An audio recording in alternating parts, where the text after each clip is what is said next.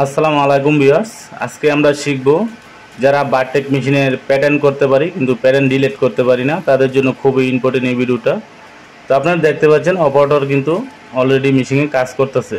তো এখন দেখা যায় আমাদের মনিটরে অনেকগুলো প্যাটার্ন করা আছে। তো কোনো কারণে আমাদের প্যাটার্নগুলো ডিলিট করতে হবে। অবশ্যই সেটা আমরা এই ভিডিও থেকে শিখে নিব। তো দেখুন এখন কিন্তু অপারেটর কাজ করতেছে। এই ক্ষেত্রে যদি আমাদের প্রয়োজন হয় যে প্যাটার্নগুলো ডিলিট করতে হবে, তো কিভাবে ডিলিট করব সেটা আমি এই ভিডিওতে দেখাবো। তো অলরেডি এখানে কিন্তু আমার এই মেশিনে কিন্তু অনেকগুলো প্যাটার্ন করা আছে, 1 থেকে 7 পর্যন্ত প্যাটার্ন করা আছে। এখন যদি দেখা যায় আমাদের দু একটা প্যাটার্ন ডিলিট করতে হবে, তো কিভাবে আমরা ডিলিট করব সেটা এই ভিডিও থেকে শিখে নিব। তো প্রথমে আমরা যদি ডিলিট করতে হয়, রেডি বাটনের লাইটটা অফ করে দিতে হবে। তারপরে এম বাটনে একটা ক্লিক করব। ক্লিক করার পরে এখানে চেপে আমরা সরাসরি 5 নম্বরে চলে আসব। 5 নম্বরে লেখা আছে কপি ডেল পি পার্ট। তো কপি ডেল যে শব্দটা, এটা হলো ডিলিট অপশন, অর্থাৎ সংক্ষেপে এখানে লেখা আছে। এখানে 5 নম্বরে আসার পরে এখানে কলম বাটনে একটা ক্লিক করব।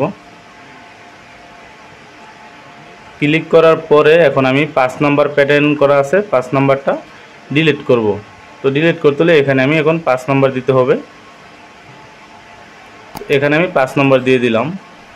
দেওয়ার পরে এখানে প্লাস মাইনাস বাটন আছে, এদিকে আমি এখন ডিলিট অপশনটা আনতে হবে।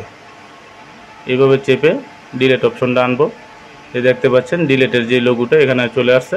তো এখন যদি আমি রেডি বাটনে ক্লিক করি, আমাদের 5 নম্বর প্যাটার্নটা অটোমেটিক ডিলিট হয়ে যাবে।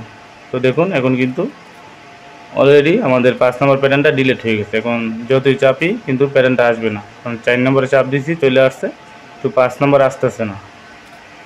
তো এইভাবে আপনারা প্যাটার্নগুলো ডিলিট করবেন। তো এখন আমি আরেকটা প্যাটার্ন ডিলিট করে দেখাবো, 3 নম্বর প্যাটার্নটা।